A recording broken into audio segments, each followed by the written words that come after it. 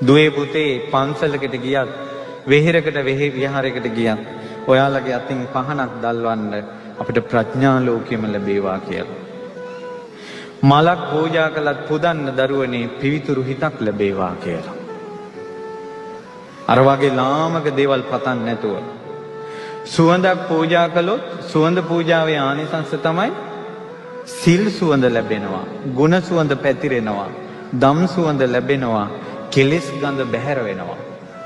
හඳුන් කූරු ටිකක් අරගෙන ගියත් මගෙන් සිල් සුවඳ විහිදේවා, ගුණ සුවඳ විහිදේවා, ඉක්මනින් ධර්මය අවබෝධ වේවා, කෙලෙස් ගඳ බැහැර වේවා.